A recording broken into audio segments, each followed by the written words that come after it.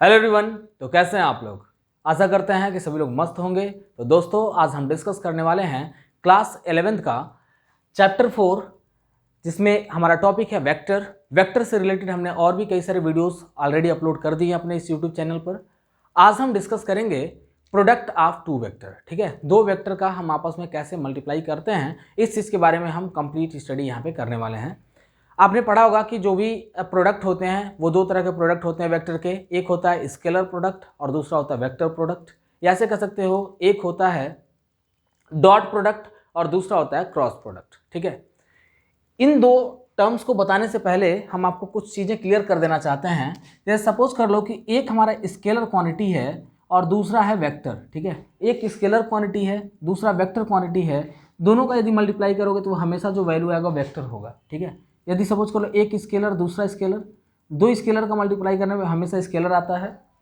एक स्केलर एक वेक्टर का मल्टीप्लाई करोगे तो क्या आएगा? वेक्टर। लेकिन यदि सपोज कर लो कि दोनों वेक्टर हों और दो वेक्टर का यदि हमें मल्टीप्लाई करना है तो यहाँ पर जो क्वांटिटी है वो स्केलर भी हो सकती है और वेक्टर भी हो सकती है। दोनों कंडीशन पॉसिबल हैं। ठीक है, हमने अभी बताया आपको कि जब भी दो वेक्टर को हम आपस में मल्टीप्लाई करते हैं तो यहाँ पर स्केलर क्वांटिटी भी मिल सकता है और वेक्टर क्वांटिटी भी मिल सकता है। तो यहाँ पर हमें वही देखना है कि कब स्केलर की पॉसिबिलिटी बनती है और कब वेक्टर की पॉसिबिलिटी बनती है। इन्हीं चीज़ के बारे में हम यहाँ पे डिस्कस करने वाले हैं। ठीक है, तो सबसे पहला देखो, जो प्रोडक्ट होता है, प्रोडक्ट हमारा दो तरह का होता है। पहला है कह सकते हो स्केलर प्रोडक्ट, स्केलर, या इसी को बोलते हैं हम लोग डॉट प्रोडक्ट। ठीक है ना, स्केलर या फिर कह सकते हैं आप डॉट प्रोडक्ट। और दूसरा होता है वेक्टर या फिर कह सकते हो क्रॉस प्रोडक्ट। ठीक है, तो पहले हम देखते हैं स्केलर या डॉट प्रोडक्ट क्या होता है। जैसे सपोज कर लो कि यहाँ पर दो वेक्टर दिए हैं, पहला वेक्टर ए है, दूसरा वेक्टर बी। जब भी हम इसका डॉट प्रोडक्ट फाइंड करते हैं तो वेक्टर ए डॉट बी का वैल्यू आ जाएगा ए बी कॉस थीटा। ठीक है, जब भी हम स्केलर प्रोडक्ट निकालते हैं, स्केलर प्रोडक्ट क्या आएगा? A b cos theta. और स्केलर प्रोडक्ट एक स्केलर क्वांटिटी प्रोड्यूस करता है। ठीक है, जैसे हम जानते हैं कि वेक्टर के दो प्रोडक्ट हैं, एक स्केलर प्रोडक्ट जिसको डॉट प्रोडक्ट भी बोलते हैं और दूसरा है वेक्टर प्रोडक्ट या फिर उसको क्या कहते हैं? क्रॉस प्रोडक्ट बोलते हैं। ठीक है, तो जो क्रॉस प्रोडक्ट होता है वो हमेशा वेक्टर क्वांटिटी देगा। जो क्रॉस प्रोडक्ट होगा वो हमेशा एक वेक्टर क्वांटिटी प्रोड्यूस करता है। और यदि हम डॉट प्रोडक्ट की बात करें तो डॉट प्रोडक्ट हम देख रहे हैं कि एक स्केलर क्वांटिटी प्रोड्यूस करेगा। तो सिंपली यदि आपको फार्मूले में दिख जाए कि ए बी कॉस थीटा, मतलब इस फॉर्म में यदि कोई फार्मूला आपको दिख जाता है तो समझ लेना कि ये पूरा जिस क्वांटिटी का फार्मूला होगा वो एक स्केलर क्वांटिटी होगी। जैसे एक एग्जांपल के तौर पर मैं बताता हूँ आपको। सपोज करो कि यहाँ पे वर्क डन दिया हुआ है, वर्क डन इक्वल टू होता है एफ एस कॉस थीटा। ठीक है ना, वर्क डन इक्वल टू क्या होता है? F S cos theta. तो यहाँ पर एफ देख रहे हैं, वेक्टर ए हो गया, ये हो गया बी और एक कॉस थीटा हो गया। यानी कि हमें दिखाई देगा कि एफ एस कॉस थीटा एक स्केलर क्वांटिटी प्रोड्यूस करेगा। यानी वर्क डन क्या हो जाएगा? एक स्केलर क्वांटिटी हो जाएगा। हमें कैसे पता चला? क्योंकि हमें इस फार्मूले में कॉस थीटा दिख गया और कॉस थीटा दिखने का मतलब यह हुआ कि यहाँ पे वेक्टर एफ डॉट एस हो जाएगा। ठीक है, यानी कि हम यहाँ पे डॉट प्रोडक्ट की बात कर रहे हैं। तो चलिए आगे बढ़ते हैं। इससे रिलेटेड हम एक छोटा सा न्यूमेरिकल करते हैं और उसी से रिलेटेड एक दो और न्यूमेरिकल आपको बताने की कोशिश करूंगा। सबसे पहले तो मैं इसका फार्मूला डिराइव कराता हूं कि अगर मान लो कंपोनेंट फॉर्म में, या ऐसे कह सकते हो आई जे के कैप, इस फॉर्म में यदि कोई हमारा क्वेश्चन गिवन है, वेक्टर ए का वैल्यू दिया है, बी का वैल्यू दिया है, अगर हमें उसका प्रोडक्ट निकालना है और डॉट प्रोडक्ट निकालना है तो कैसे फाइंड करते हैं, आइए देखते हैं इसे। सपोज कर लो कि यहाँ पे एक क्वेश्चन गिवन है, vector a is equal to A1 i cap, यहाँ पे लिखा A1 i cap plus B1 j cap plus C1 k cap. ठीक है, और वेक्टर B इक्वल टू दिया हुआ है A2 आई कैप प्लस B2 जे कैप प्लस C2 के कैप। ठीक है, और फाइंड क्या करना है? Find A dot B। ठीक है ना, A डॉट B यदि आपको फाइंड करना है तो आप कैसे इसका वैल्यू फाइंड करेंगे, लाइए देखते हैं। ठीक है, as we know that a dot b equal to, बताओ क्या मिल जाएगा? सिंपल मल्टीप्लिकेशन अगर आपको आता है, दो इक्वेशंस दिए हैं और दोनों इक्वेशन का अगर आपको सिंपल मल्टीप्लिकेशन आता है तो बड़ा ही इजीली आप इसे सॉल्व कर सकते हैं। जैसे ए का वैल्यू कितना दिया है? A1 i cap plus B1 j cap plus C1 k cap, ये हमारा वेक्टर ए का वैल्यू दिया है। वेक्टर बी का वैल्यू दिया है A2 आई कैप प्लस B2 जे कैप प्लस C2 के कैप दिया है, ठीक है। यदि आपको सिंपल मल्टीप्लिकेशन आता है तो क्या करो, सिंपली मल्टीप्लाई कर लो, A1 का पहले सभी में मल्टीप्लाई, फिर B1 का मल्टीप्लाई, फिर C1 का multiply.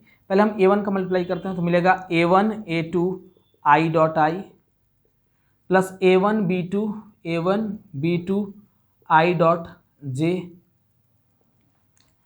Plus A1 C2 I dot K, तो मिल जाएगा यहाँ पे I डॉट K मिल गया, प्लस अब देखिएगा यहाँ पे B1 है तो B1 का मल्टीप्लाई A2 में करेंगे तो मिल जाएगा A2 B1 J dot I plus फिर मिल गया, इसका से मल्टीप्लाई किया तो B1 B2 J dot J, फिर मिला B1 C2, यहाँ मिलेगा B1 C2 J dot K, ठीक है। प्लस अब फिर ध्यान दीजिएगा C1 का मल्टीप्लाई इसमें करते हैं, मिल जाएगा C1 या ऐसे लिखेंगे A2 C1 K dot I plus C1 B2 K dot J plus C1 C2 K dot K, ठीक है। आपके जानकारी के लिए बता दें कि जो I कैप आपको दिखाई दे रहा है, I कैप x एक्सिस को रिप्रेजेंट करता है, J कैप y एक्सिस को रिप्रेजेंट करता है और K कैप z एक्सिस को रिप्रेजेंट करेगा। तो यहाँ पर देखिएगा अगर हम I कैप की बात करें तो I कैप यानी कि x एक्सिस के अलॉन्ग होगा पॉइंट, J किसके अलॉन्ग होगा y के, और K किसके अलॉन्ग होगा z के। तो आपको जहाँ पर I डॉट I दिख जाए इसका सेंस यह है कि दोनों ही वेक्टर सेम डायरेक्शन में हैं, या J डॉट J दिख जाए तो दोनों वेक्टर सेम डायरेक्शन में हैं। वैसे ही अगर K डॉट K दिखेगा तो यह भी दोनों वेक्टर सेम डायरेक्शन में होंगे। तो हमें कुछ दिखाई दे रहा है यहाँ पे A1 A2 सेम डायरेक्शन में है, B1 B2 सेम डायरेक्शन में है और C1 C2 भी कैसे हैं, सेम डायरेक्शन में, ठीक है। तो यहाँ पर लिख सकते हो since I dot I is equals to J dot J is equals to K dot K equal to 0, sorry यहाँ पे वैल्यू हो जाएगा 1। अच्छा 1 कैसे हुआ, जब ये सभी सेम डायरेक्शन में होंगे, अगर मान दोनों वेक्टर सेम डायरेक्शन में होंगे तो यहाँ पे कह सकते हैं आप कि इनके बीच का एंगल 0 होगा, और हम जानते हैं फार्मूला होता है AB cos थीटा, थीटा की जगह पे 0 लिखेंगे और cos 0 का वैल्यू कितना होता है 1, तो यहाँ पे सिंपली कह सकते हैं इसका वैल्यू हो जाएगा 1। एंड वैसे ही अगर हम I डॉट J लिखें या J डॉट K या फिर कह सकते हो K डॉट I, तो इसका वैल्यू होता है 0। 0 कैसे होगा, क्योंकि हम देख रहे हैं कि x और y एक्सिस दोनों एक दूसरे के परपेंडिकुलर है, y और z भी एक दूसरे के परपेंडिकुलर है, वैसे z और x भी एक दूसरे के परपेंडिकुलर है। तो इनके बीच का एंगल जब 90 होगा तो cos 90 का वैल्यू 0 हो जाएगा, यानी कि ये जिनको हमने सर्कल किया हुआ इन तीनों को छोड़कर बाकी जितने भी टर्म्स हैं ये सारे के सारे टर्म 0 हो जाएंगे। तो हमें मिल जाएगा यहाँ पर A dot b equals to मिलेगा A1 A2 plus B1 B2 plus C1 C2, ठीक है ना। आपको दिखाई दे रहा है कि यहाँ पर कोई भी I J K का कंपोनेंट नहीं मिला है, सिर्फ और सिर्फ स्केलर वैल्यूज मिले हैं। तो हम कह सकते हैं कि A डॉट बी एक स्केलर क्वांटिटी प्रोड्यूस करेगा, और ये सिर्फ मैग्नीट्यूड है, ठीक है ना। A1 A2 B1 B2 C1 C2 सिर्फ मैग्नीट्यूड है, डायरेक्शन नहीं है। तो हम कह सकते हैं कि जब भी हम दो वेक्टर का डॉट प्रोडक्ट निकालते हैं तो वहाँ पर एक स्केलर क्वांटिटी मिलती है। सिंपली हम देखें तो हमें इसका मल्टीप्लाई बाकी और किसी के साथ करने की ज़रूरत ही नहीं है। A1 I कैप को A2 I कैप से मल्टीप्लाई कर दो, B1 J कैप को B2 J कैप से, और C1 K कैप को C2 K कैप से। बस सिंपल मल्टीप्लाई किया और हमारा वैल्यू निकल गया, क्योंकि बाकी किसी के भी साथ मल्टीप्लाई करेंगे तो उसका टर्म आ जाएगा 0, ठीक है। तो यकीनन आपको समझ में आया होगा कि डॉट प्रोडक्ट कैसे करते हैं। तो मैं हट गया हूँ, अब वीडियो को पॉज करें और इसे नोट करें, फिर हम आगे बढ़ते हैं।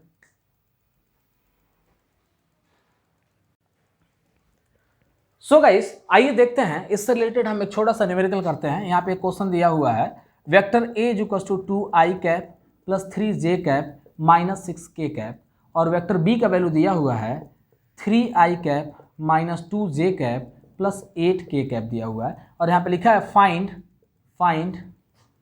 A डॉट B, ठीक है ना। A डॉट B निकालने के लिए कह दिया। अब इसको कैसे फाइंड करोगे, तो इसका सॉल्यूशन देखो बड़ा ही आसान है। सिंपली हम लिख सकते हैं वेक्टर A डॉट B बराबर मिल जाएगा, A के जगह पे A का वैल्यू रख लो 2I cap plus 3J cap minus 6K cap, वैसे ही डॉट इधर का वैल्यू रख लेते हैं 3I cap minus 2J cap plus 8K cap, ठीक है। और सिंपली आई का मल्टीप्लाई आई वाले से, जे का मल्टीप्लाई जे वाले से, के वाले का मल्टीप्लाई के वाले से करना है। क्योंकि अभी हमने बताया आपको, आपने देखा यहाँ पे जो हमने फार्मूला डिराइव किया था उसमें सिर्फ आई डॉट आई का वैल्यू 1 आया था, जे डॉट जे का वैल्यू 1 आया था और के डॉट के का वैल्यू 1 आया था। बाकी जो टर्म्स थे उनको सॉल्व करने पर उनका वैल्यू 0 आ जा रहा था, ठीक है। तो सिंपली हम क्या करते हैं, 2 का मल्टीप्लाई 3 से करते हैं, तो 2 3 जा, यहाँ पे लिखते हैं 2 3 जा 6 आई डॉट आई का वैल्यू 1 होता है तो वहाँ लिखने की कोई आवश्यकता नहीं है, प्लस 3 इंटू 2, यहाँ पे देखो प्लस है, यहाँ पे माइनस, तो यहाँ पे माइनस हो जाएगा, 3 2 जा 6, जे डॉट जे का वैल्यू हो जाएगा 1, इसको भी नहीं लिखते हैं, माइनस 6 8 जा 48, ठीक है। और यहाँ पे हमें मिल जाएगा -48, यहाँ पे आंसर मिल जाएगा, ठीक है। ए डॉट बी का वैल्यू कितना मिल गया, -48 मिल गया।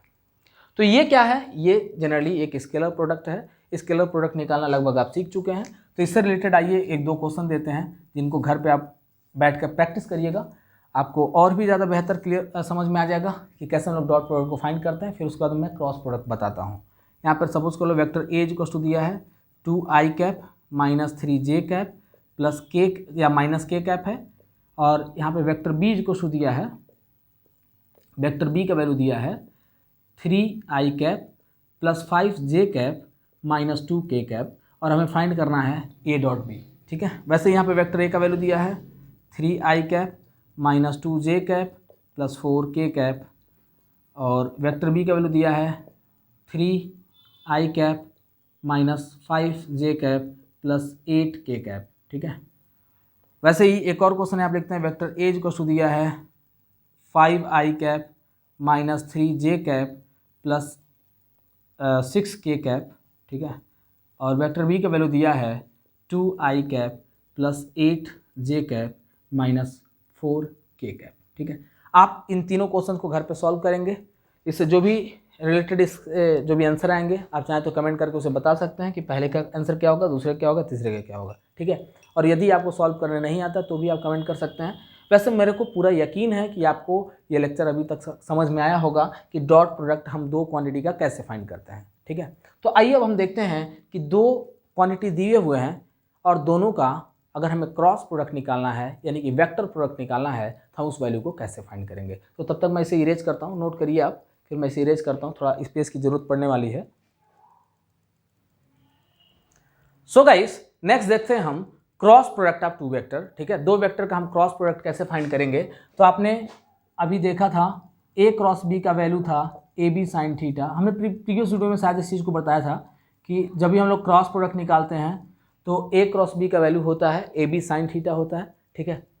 इस फार्मूले के अकॉर्डिंग हमें एक छोटा सा क्वेश्चन करना है। इस छोटे से क्वेश्चन से हम फार्मूला भी डिराइव कर लेंगे कि हम क्रॉस प्रोडक्ट कैसे निकालते हैं। और हमने बताया था कि क्रॉस प्रोडक्ट जब भी फाइंड करेंगे तो क्रॉस प्रोडक्ट से रिलेटेड जो भी वैल्यूज आते हैं वो वेक्टर क्वांटिटी प्रोड्यूस करेंगे, ठीक है। जैसे हम जानते हैं कि टॉर्क की यदि बात करो, टॉर्क होता है tau equals to p sine theta होता है। तो यहाँ पर हम देख रहे हैं कि फार्मूले में साइन थीटा आया, तो साइन थीटा क्या बता रहा है कि जो टॉर्क है, टॉर्क एक वेक्टर क्वांटिटी होता है। ऐसा कौन बताएगा, साइन थीटा, ठीक है। यानी कि इसका जो प्रोडक्ट हम निकालेंगे अगर वेक्टर फॉर्म में तो कह सकते हो vector p cross vector e आ जाएगा। मतलब ये हुआ कि जो टॉर्क है वो एक वेक्टर क्वांटिटी होता है। तो हमें इसके प्रोडक्ट से ही पता चल जाएगा कि स्केलर प्रोडक्ट है या वेक्टर प्रोडक्ट है। यदि प्रोडक्ट स्केलर होगा तो स्केलर क्वांटिटी मिलेगा, प्रोडक्ट यदि वेक्टर होगा तो वेक्टर क्वांटिटी मिलेगा, ठीक है। तो देखो इसे सॉल्व करने के लिए हम 2 मेथड का इस्तेमाल कर सकते हैं। एक डिटर्मिनेंट मेथड अप्लाई कर सकते हैं और दूसरा सिंपल मेथड अप्लाई कर सकते हैं, ठीक है। तो अभी मैं आपको डिटर्मिनेंट मेथड से समझाता हूँ कि इसका प्रोडक्ट कैसे, या चलो पहले सिंपल समझाते हैं उसके बाद मैं डिटर्मिनेंट मेथड बता दूंगा। सिंपल देखिए कैसे, सपोज कर लो कि यहाँ पर दिया है वेक्टर ए है, ए क्रॉस बी हमें निकालना है, ठीक है। यहाँ पे वेक्टर ए क्रॉस बी में सिंपल मल्टीप्लिकेशन हमें कर लेना है, a1 i cap plus b1 j cap plus c1 k cap, okay. Cross, यहाँ पे क्रॉस लिखते हैं a2 i cap plus b2 j cap plus c2 k cap. और जब भी आप इसका क्रॉस प्रोडक्ट निकालेंगे तो सिंपल मल्टीप्लिकेशन पहले करते हैं, यानी मिलेगा a1 a2 i cross i plus a1 b2 i cross j plus a1 c2 i cross k। एक चीज़ ध्यान देना, यहाँ पर जो हम लिख रहे हैं आई क्रॉस जे है, आई पहले आया तो हमने पहले आई लिखा, बाद में जे आया तो जे लिखा, तो आपको यही रूल फॉलो करना है। आप जे को पहले नहीं लिख सकते हैं, जे को पहले लिख देंगे तो वैल्यू चेंज हो जाएगा, या के को पहले लिखेंगे तो भी वैल्यू चेंज हो जाएगा। आई क्रॉस के है तो आई क्रॉस के ही लिखना। फिर और आगे बढ़ते हैं, B1 का मल्टीप्लाई कर लो इसमें तो हो जाएगा A2B1 जे क्रॉस आई, जे क्रॉस आई। देखो मैग्नीट्यूड से हमें मतलब नहीं है, हमें मेन मतलब किससे है, डायरेक्शन से। तो जे क्रॉस आई है तो जे क्रॉस आई ही लिखना है, बाकी मैग्नीट्यूड किसी को भी पहले या बाद में लिख सकते हैं। प्लस फिर इसका मल्टीप्लाई से करते हैं तो B1 B2 जे क्रॉस जे, प्लस यहाँ मिल जाएगा B1 C2, तो B1 C2 B1 C2 जे क्रॉस के। ओके, और आगे बढ़ते हैं, प्लस C1 का मल्टीप्लाई करते हैं तो A2 C1 के क्रॉस आई, प्लस C1 B2 के क्रॉस जे, प्लस C1 C2 के क्रॉस के। ठीक है, अब यहाँ पे देखो हम तुम्हें चेंज करने का तरीका बताते हैं। अगर हम बात करें आई क्रॉस आई, या कह सकते हो जे क्रॉस जे, या फिर के क्रॉस के, इसका वैल्यू होता है 0। अभी जस्ट हमने बताया था आपको कि आई डॉट आई जैसे लिखे थे तो दोनों सेम डायरेक्शन में थे तो एंगल 0 था। वैसे ही अगर हम आई क्रॉस आई लिख रहे हैं तो मतलब दोनों सेम डायरेक्शन में, दोनों वेक्टर, जब दोनों वेक्टर सेम डायरेक्शन में होंगे तो एंगल का वैल्यू कितना, 0, और साइन 0 का वैल्यू 0 होता है। इसलिए ए क्रॉस बी अगर सिमिलर वेक्टर में मल्टीप्लाई होता है, यानी सिमिलर डायरेक्शन वाले वेक्टर में, जैसे आई क्रॉस आई, जे क्रॉस जे, के क्रॉस के, तो इसका वैल्यू कितना हो जाएगा, 0 हो जाएगा। मीन्स अगर हम देखें तो ये हमारा A1 A2 आई क्रॉस आई, B1 B2 जे क्रॉस जे, और C1 C2 के क्रॉस के, इसका वैल्यू हो जाएगा 0। ठीक है, बाकी जो बचे हुए टर्म्स हैं इनको भी हम समझाने की कोशिश करते हैं। आई क्रॉस जे बराबर होता है के कैप, वैसे जे क्रॉस के बराबर होता है आई कैप, और वैसे ही रख सकते हो के क्रॉस आई बराबर होता है जे कैप।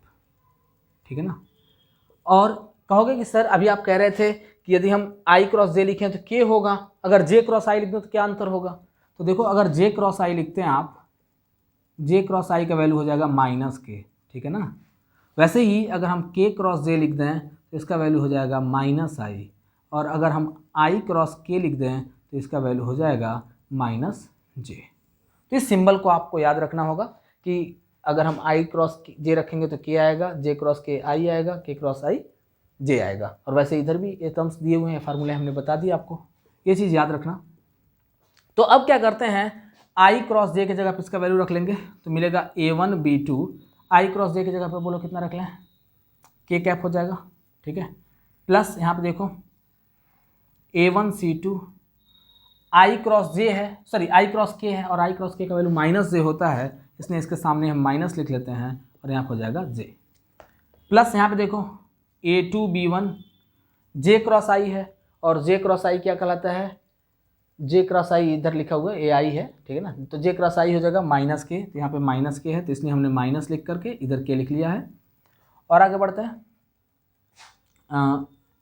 A2 B1 हो गया, इधर देखते हैं क्या, प्लस B1 C2 जे क्रॉस के आई कहलाता है तो यहाँ पे आई हो गया, प्लस यहाँ देखो A2 C1 के क्रॉस आई, और के क्रॉस आई होता है जे, तो यहाँ पर हमने लिख लिया जे।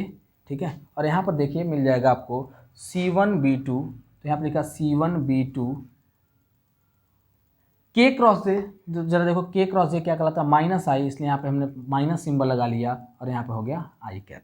ठीक है, आई वाले को एक साथ लिख लो, जे वाले को एक साथ लिख लो, के वाले को एक साथ लिख लो। देखो क्या मिल जाएगा आपको, यहाँ पे आई वाले को देखते हैं, एक आई वाला इधर है और एक आई वाला इधर है, तो यहाँ पे लिखेंगे B1 C2 minus B2 C1 यहाँ पे हो गया आई कैप, प्लस, ठीक है, प्लस यहाँ पे देखिएगा जे कैप वाले को, एक जे कैप वाला इधर है और एक यहाँ पे जे कैप वाला है। एक काम करो, माइनस सिंबल को बाहर निकाल लेते हैं। अगर माइनस को बाहर निकालेंगे तो ये हो जाएगा A1 C2 minus B1 C2, sorry B1 नहीं है, इधर है A2 C1 है, A2 C1, यहाँ हो जाएगा जे कैप। हम देख रहे हैं हमने क्या किया, इन दोनों में से माइनस सिंबल को हमने बाहर निकाल लिया है, तो हो जाएगा A1 C2 माइनस, जो वैल्यू प्लस था वो माइनस हो गया, जो माइनस था वो प्लस हो गया। ठीक है ना, A2C1 j कैप प्लस, अब के कैप वाले में देख लो, के कैप वाला आपको एक यहाँ पे दिखाई दे रहा है, मतलब हो गया यहाँ पे A1B2 है, ठीक है, इधर लिखते हैं A1B2 माइनस A2B1 के कैप, ठीक है। तो हमें मिल गया A क्रॉस B का वैल्यू, यानी जब भी दो वेक्टर का हम लोग क्रॉस प्रोडक्ट निकालेंगे तो क्रॉस प्रोडक्ट निकालने पे जो हमारा वैल्यू मिलेगा वो वैल्यू एक वेक्टर क्वांटिटी ही होगा, क्योंकि देखिए यहाँ पे आई कैप जे कैप के कैप हमारा डायरेक्शन दिखाई दे रहा है। तो सिंपली कह सकते हो कि जब भी दो वेक्टर का हम क्रॉस प्रोडक्ट निकालते हैं तो हमें वेक्टर क्वांटिटी ही मिलेगा। तो यकीनन आपको समझ में आया होगा कि कैसे हम लोग क्रॉस प्रोडक्ट को फाइंड करते हैं। तो तब तक इस वीडियो को पॉज करो और पॉज करके इसे नोट करो, ठीक है, फिर देखते हैं, आगे बढ़ते हैं। सो गाइस, यहाँ पर एक क्वेश्चन हमने दिया हुआ है जिसमें वेक्टर ए का वैल्यू दिया है 5i cap plus 2j cap minus 8k cap, और वेक्टर बी का वैल्यू दिया है 3i cap minus 2j cap plus 4k cap. यहाँ पे आपको फाइंड करना है, फाइंड ए क्रॉस बी, ठीक है। चूँकि रात ज़्यादा हो चुका है और हमने वीडियो भी काफ़ी लंबा बना दिया है, तो इस क्वेश्चन को आप खुद से करेंगे। यदि आपको इसका सॉल्यूशन नहीं पता है या नहीं कर पा रहे हैं तो वो भी आप कमेंट करके बताएंगे, मैं कोशिश करूंगा कि अपने अगले वीडियो में मैं इसे सॉल्व करा दूं। और जहां तक मैं उम्मीद करता हूं कि आपको डॉट प्रोडक्ट और क्रॉस प्रोडक्ट बड़े ही अच्छे से समझ में आ गया होगा कि डॉट प्रोडक्ट कैसे हम फाइंड करेंगे या क्रॉस प्रोडक्ट कैसे फाइंड करेंगे। और ये चीज़ तो सभी को क्लियर हो गया होगा कि किसी भी क्वांटिटी के या कैसे दो वेक्टर क्वांटिटी के जो डॉट प्रोडक्ट होते हैं वो हमेशा स्केलर क्वांटिटी प्रोड्यूस करेंगे, और दो वेक्टर का जो क्रॉस प्रोडक्ट होगा वो हमेशा वेक्टर क्वांटिटी प्रोड्यूस करेगा। यानी यदि फार्मूले में साइन थीटा दिख जाए तो वो फार्मूला जिस क्वांटिटी का होगा वो वेक्टर क्वांटिटी होगा, और यदि फार्मूले में कॉस थीटा दिख जाए तो फार्मूला जिस क्वांटिटी का होगा वो स्केलर क्वांटिटी होगा। हमने इससे रिलेटेड दो यहाँ पे एग्जांपल भी दिया था। एक वर्क का हमने बताया था, वर्क डन क्या होता है, स्केलर क्वांटिटी, और वैसे टॉर्क का हमने बताया था, टॉर्क जो होता है वेक्टर क्वांटिटी होता है। तो अगर आप हमारे चैनल पर नए हैं तो इस चैनल को सब्सक्राइब करना बिल्कुल भी नहीं भूलना, बेल आइकन दबाना तो भूलना ही नहीं है आपको, क्योंकि जैसे ही मैं कोई वीडियो अपलोड करूँगा आपको लिंक मिल जाएगा। और दोस्तों मैं बता दूं कि मैं क्लास 9 से लेकर के BSc तक के सारे वीडियोस को, फिजिक्स से रिलेटेड वीडियोस को मैं अपलोड करते जा रहा हूं। हम 12th तक के जो फिजिक्स की बात करें तो उसमें हम NCERT को फॉलो कर रहे हैं, एक एक टॉपिक वाइज डिस्कशन हम करते जा रहे हैं और एक ही वीडियो अपलोड करते जा रहे हैं। और जो ग्रेजुएशन की बात कर लो तो ग्रेजुएशन में मैं आपको एग्जामिनेशन को फोकस करते हुए एक एक टॉपिक कह सकते हो, ऐसा नहीं है कि कुछ इंपॉर्टेंट टॉपिक बता रहा हूँ बाकी को छोड़ दे रहा हूँ, ऐसा नहीं है, बल्कि एकदम सीक्वेंस वाइज मैं वीडियो बनाते जा रहा हूँ और अपलोड करते जा रहा हूँ। तो यदि आपको ये लेक्चर पसंद आया तो इसे लाइक करें, शेयर करें अपने दोस्तों से भी, ताकि उन्हें भी इस वीडियो का लाभ मिल सके, ठीक है। तो तब तक विदा लेना चाहेंगे, मिलते हैं आपसे अगले वीडियो में। जय हिंद।